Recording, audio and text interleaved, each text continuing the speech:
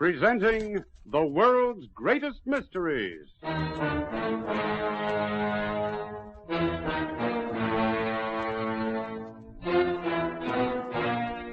And now, your host. This is Basil Rathbone. Once again, it's my pleasure to bring you an intriguing story of mystery. Today again, we have as our storyteller the young American newspaper man whose home is Paris and whose beat is Europe. Europe, a continent full of all the ingredients beloved by mystery writers and yet in reality twice as mysterious. Today's story is particularly full of suspense and yet is founded on fact. Of course, the names have been changed, but little else. There's a well-known saying that truth is stranger than fiction.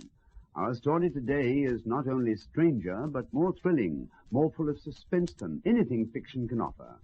Come with me then on another journey to the places where only a man in search of adventure would travel. In a moment, our play begins.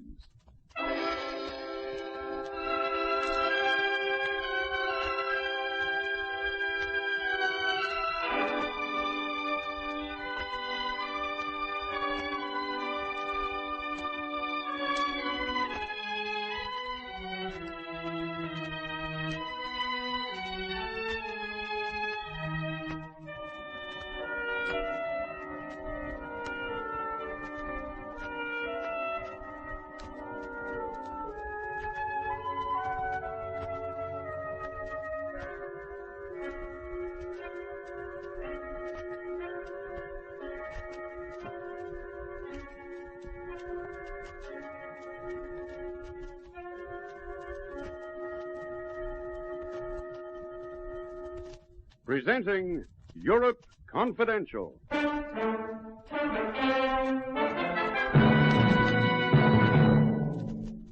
Oui, Connor, I have some news for you. Old Bonique is dead. Dead? But the doctors thought he had a fair chance of recovery. Bonique did not die from natural causes. What? At 4 o'clock this morning in his hospital bed, he was stabbed to death. Well, what do you think of that, huh?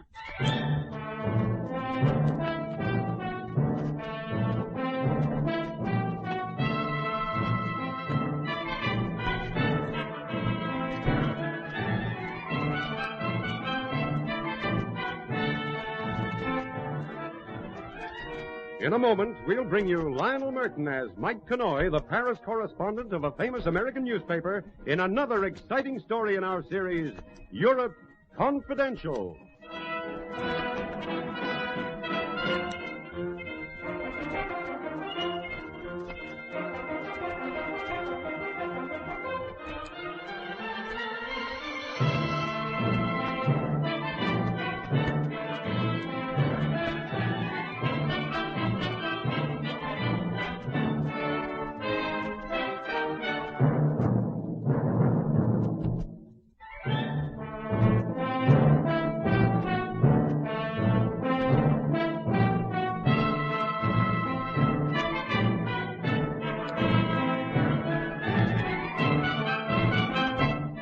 My name is Mike Connoy. I write a column called Europe Confidential for the Paris edition of a New York paper.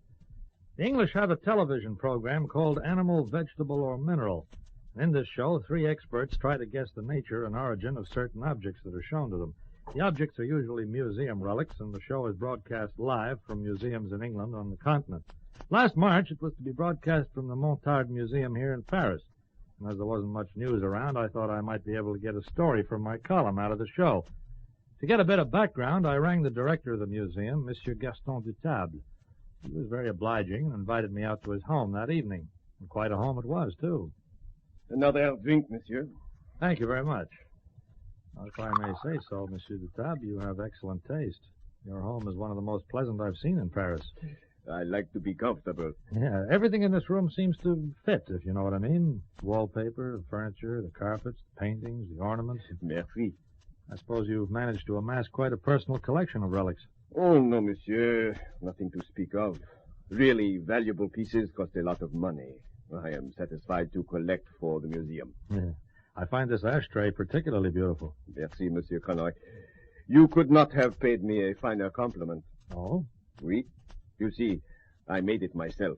Really? Pottery has been one of my hobbies for a great many years. It is the most relaxing pastime. The museum is my first love, pottery my second. Yeah, what do you know? You don't mind your museum being filled with television cameras and technicians? No, why should I? It gives many millions of people a chance to see treasures they would not normally be able to see. You won't actually be appearing on the program yourself Oh, tomorrow night. no, monsieur. But I will be there to see that everything runs smoothly. It will be my job to see that all the pieces they wish to show are prepared. Uh-huh. I have a list somewhere here. Ah, yes, here it is. I have not had time yet to look at it. It arrived in the mail just a few moments before you got here. Well, Monsieur de Tab, I guess I better be running along. I'll be looking forward to seeing you tomorrow night for the television show. Good night. Good night.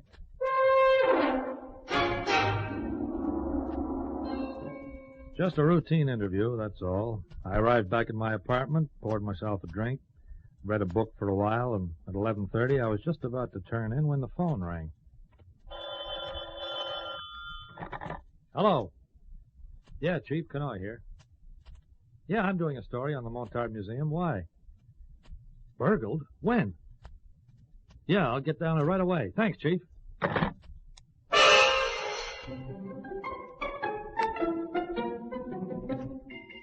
The editor told me that someone had broken into the museum, slugged one of the two night watchmen, and got away with some valuable pieces. I wasted no time in getting there. As I arrived on the scene, an ambulance was pulling away. The museum was full of gendarmes, and the officer in charge was an old pal of mine, Jacques Magan. I might have known you'd be here, Conroy. Yeah, what is it, Jack? Breaking, entering, and assault? It may also be murder. Oh? Yeah, the night watchman, Bonique, has severe head injuries. Oh, that's too bad. I doubt whether he'll live. He was battered with quite a large piece of marble. What did they get away with, do you know? I don't know. But two of the glass cases are smashed, and the other night watchman, Sally, says some collection is missing. Officer, I am Gaston Dutable. Ah, good. You are the director, huh? Oui, oui. The gendarme called and said there had been a robbery. Oui, that is correct. Monsieur Canoy. Yeah, small world, isn't it? You two know each other? I was over at Monsieur de Tab's home just a few hours ago, getting a story on the television broadcast tomorrow night. Monsieur, you must excuse my appearance. I just put a coat on over my pajamas. I wanted to get here straight away. The gendarme said that one of the night watchmen had been injured. Oui, Bonique. Badly? I'm afraid so. Terrible thing to happen. Oh, dear. Did the thieves take anything? It looks like it. Excuse me, please. I must see. But why should anyone wish to break into a museum? Why? Well, some of these pieces are worth a fortune. Well, who could one sell them to? No other museum in the world could be approached. They would know immediately from whence the pieces came. Yeah, I guess there are plenty of unscrupulous private collectors who'd ask no questions. Tragedy. Tragedy. What's the matter, monsieur? You must catch the thieves, Captain. You must. They have taken the Haller collection. The most valuable pieces in the museum have been stolen.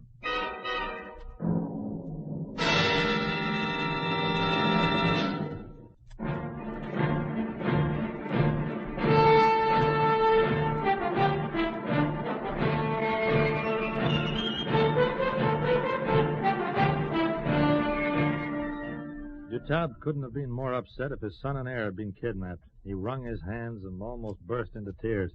However, McGarn and I managed to calm him down a little with the promise that the gendarmerie were doing their best to find the thieves and restore the missing pieces. This Elder collection, monsieur, what is it exactly? A priceless find, which was made half a century ago. Oui, but what do these pieces look like? They are exquisite examples of early Chinese craftsmanship. 3,500 years old. But can you describe them? Oui. There are 2 vases, 3 plates, and 7 tiny figures. Pottery? Oui.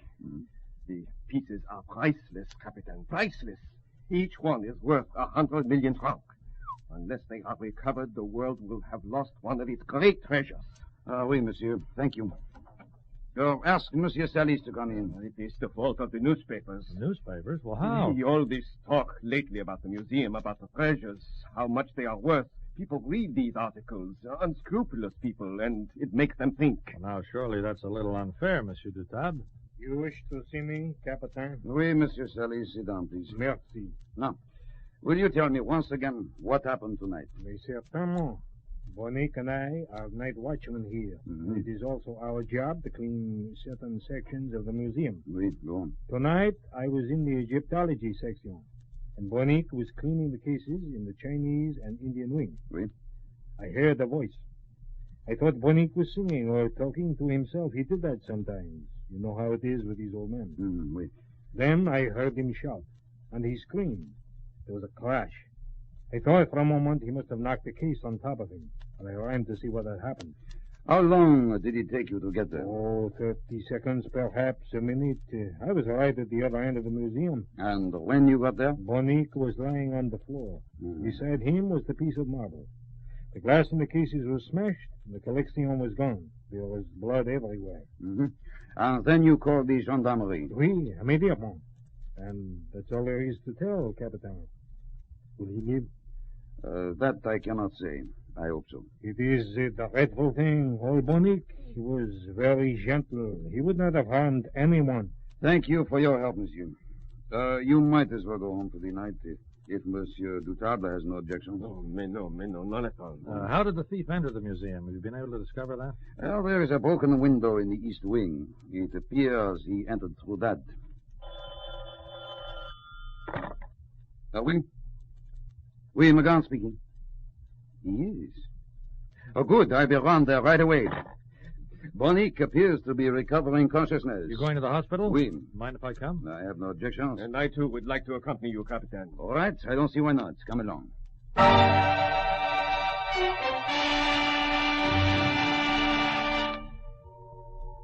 Old Bonique was lying in his hospital bed, his head in bandages. The doctor told us we could see him for a few moments only. The old man looked as close to death as any person can get and still breathe. Monsieur Bonique, can you hear me? I am from the gendarmerie. I want you to help me. Gendarmerie. Oui. Somebody attacked you tonight. Do you remember what he looked like? We have a collection. Poor fellow. Who attacked you? Was it one man or two? Gendarmerie. We are from the gendarmerie. Now, who did it? Who attacked you? He wanted to steal a collection. Oui. What did he look like? The collection. Oh, it's no use. He's delirious. You must find the person who did this, Capitan. We will. It's possible he'll talk later. The doctor says he's got a fair chance of pulling through. I'll leave a constable here, just in case he regains consciousness. Come on. There's no point in our staying any longer. McGarn went back to the station. Dutable went back to bed, and I knocked out my story. It was 3:30 when I'd finished. I got a few hours shut-eye, and then at 6:30 I rang McGarn to see if there'd been any further developments. Oui, Connor. I have some news for you. Old Bonique is dead. Oh, I'm sorry to hear that. Not as sorry as I am. Bonique did not die from his head injuries. What? At 4 o'clock this morning in his hospital bed, Bonique was stabbed to death.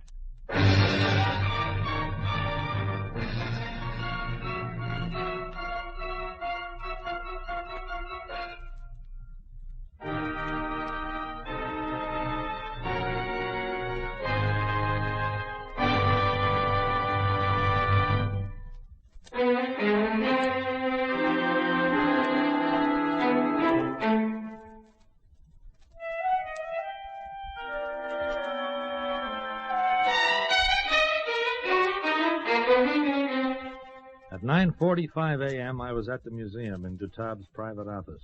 McGarn was there, too. The gendarmerie officers strode angrily about the room. Oh, that this thing should happen right before our noses. Oh, didn't you say you were going to put a guard on the old man? And so I did. A young constable who will be dismissed for his incompetency. What happened? Did he go to sleep on the job? He said he went out to wash his hands or something. When he returned, the old man who had been tossing and turning was still. The constable looked more closely. In Bonique's chest, there was a knife. You've had the knife checked for prints, I suppose. Of course. Not a print to be seen anywhere. Oh, it is a cheap carving knife, hundreds of which are sold weekly by a dozen stores in Paris. There is no way we can trace its origin.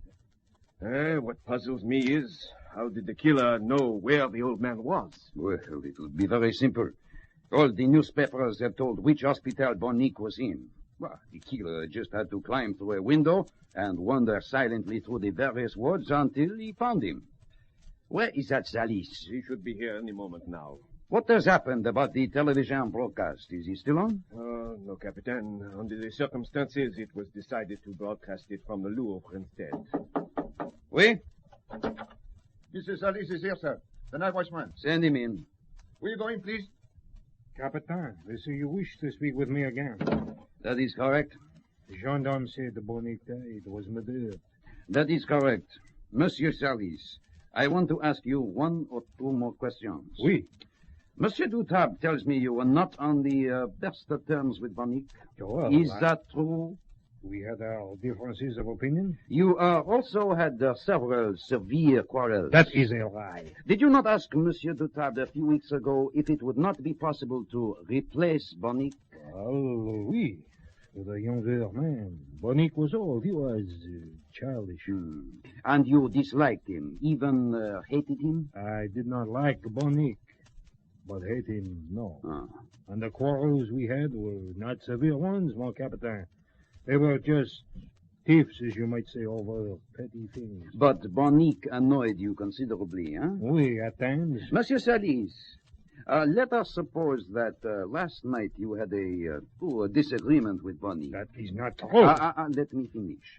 I was just supposing. And say you became enraged, and picking up a piece of marble, you hit him over the head with it again and again. No. And then when you saw what you had done, you became frightened. You broke a window, stole some valuable pieces, and made it look like a robbery. That is ridiculous. I had nothing whatever to do with it. I would not kill anyone. Oh. Where did you go after you left here last night, huh? After I had finished questioning you? I went home, to my home. Mm-hmm.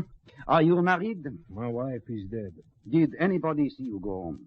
Have you any proof that you did not go to the St. Clair Hospital? I went straight to bed, but I don't think anybody saw me. I cannot prove it. Capitan, what you're thinking is not true. I didn't kill Bonic. I'm afraid we will have to hold you for further questioning, Monsieur Salis. But, Capitan... You, Gendarme Dupont? Sir. Have Monsieur Salis taken to headquarters. Have his room searched thoroughly for the missing articles. Oui, Captain. Commandant, monsieur. I did not do it. I did not do it. You really think it was him, Captain? Oh, I don't know. Oh, it is possible. However, rest assured that we will get the truth out of him. I am going to my office for a while. You mind giving me a lift? Certainly. Come on. We walked out of the museum together. At the edge of the sidewalk, something caught my eye. It was a piece of broken pottery lying in the gutter.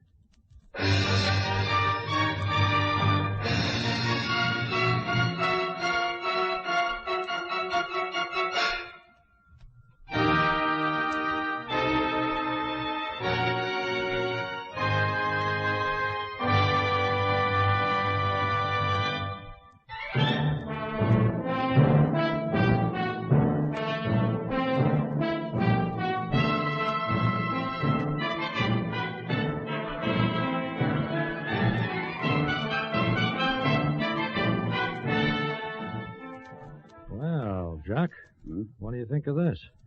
It looks like a piece of pottery, huh? Yeah, part of a vase, I'd say. Look, there are a few other fragments here, too. Looks like the thief dropped the vase, broke it, and left some of the pieces behind in his haste to get away. Come on. We will show these pieces to Dutable.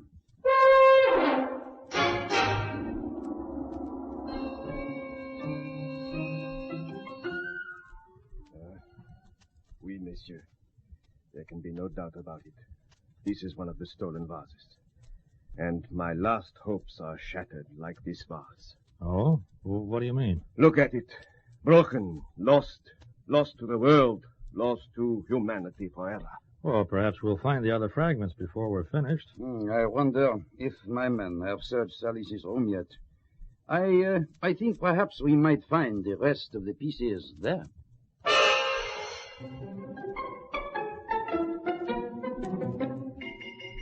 McGarn took the broken pieces back to the police laboratory to test them for fingerprints. At least he took all the pieces except one. I kept that one. An interesting thought had crept into my head. I went to see a pal of mine, Monsieur Bailly, one of the experts employed by the Louvre. I showed him the piece of pottery, and he examined it silently for a few minutes, and then... Very clever. Very clever indeed. In fact, One of the best fakes I've ever seen. A fake? You mean this didn't come from the Haller collection? No, definitely not, no. Although much care has been taken in its making, there can be no doubt about it. I see. The vase from which this fragment came was made within the last century, possibly within the last few weeks or months. Uh-huh. Now, look, tell me one more thing. Oui? Would any expert be able to tell that this is a fake? But of course. Ah. Otherwise, he would not be an expert. Well, thanks very much, Monsieur Bailly. That's just about all I wanted to know.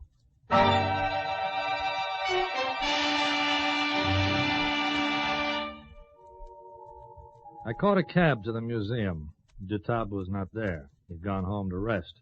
So I went out to his home, stopping only to make a phone call to Captain McGarn on the way. Dutable opened the door in a scarlet dressing gown over blue pajamas. He looked ready to go to bed. Well, Monsieur Canoy. Hi. We seem to be seeing a lot of each other these last couple of days, huh? Yes, I wanted to ask your advice on something. Oh, may we? Do come in. Thanks. See, I've got a theory on this robbery. I thought I'd get your opinion of it. Go ahead, Monsieur Canoy. Right. Now, say, for example, that an employee of the museum was crooked. Oui. And say he met somebody who was willing to buy valuable relics from him to sell to private collectors who'd ask no questions. Oui. Now, how would he go about doing this exactly? But he couldn't. The pieces would be missed immediately. Right. So this person would have to replace them with clever fakes, which he perhaps made himself. Ah. An interesting theory. And then a certain television show was to be broadcast from the museum in which experts would examine relics and try to guess their origin. Now, what would this guy do? Well, I should imagine he would be panic-stricken. Right. Because these experts would know right away what had been going on. They'd recognize the pieces for fakes, and the cat would be out of the bag, no? Alors? So the guy went to the museum, broke a window, and let himself in, even though he had a key. He wanted to make it look like an outside job. He was going to remove the Haller collection from their cases, take them away, and remove all evidence of the swap-over. Please continue, Monsieur Canoy. But just as he was about to leave the building, an old night watchman called Bonique saw him and recognized him. Well, there was only one thing for it. The crook picks up a piece of marble, smashes it over Bonique's head. He thought he'd killed the old man, and, well, when he discovered that there was a chance of his pulling through, he went to the hospital and finished the job. Alors, is that all you have to say, Monsieur Canoy? Almost. It was very clever of you, Dutable. I am a clever man. Your hobby's been pottery for years, hasn't it? You told me so yourself. But the one mistake you made was in not recognizing that fragment as a fake. We all make mistakes at times, Monsieur Canoy. But mistakes can be erased. Put up your hands. Oh, no. Wait a You minute. are the only person who has worked this out, no? Just a minute now. You can't get Stay away where with... you are. I will tell the police that I heard a noise in my house.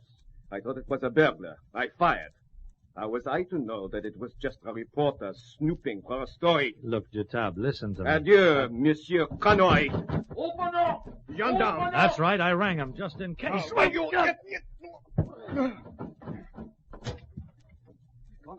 are you all right? I'm okay. There's your killer, Jacques. He's all yours.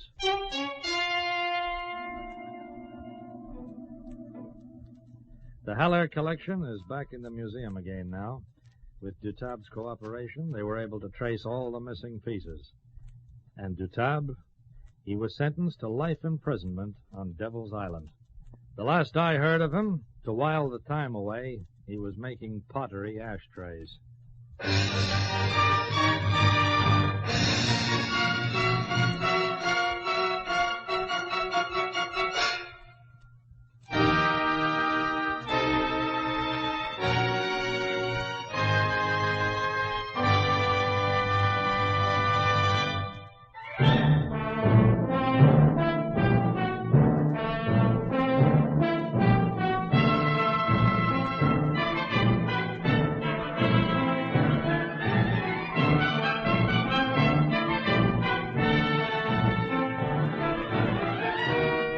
You have been listening to Lionel Merton as Mike Canoy in another exciting episode in the series, Europe Confidential.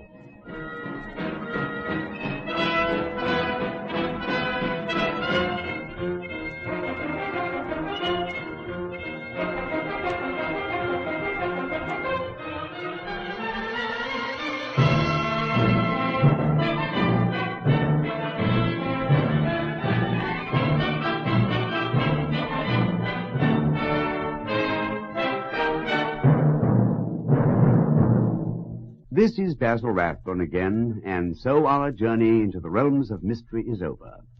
Soon, however, I'll be back with more of these tales of mystery which I know we all enjoy so much. Well, goodbye now till we meet again to listen to another of the world's greatest mysteries.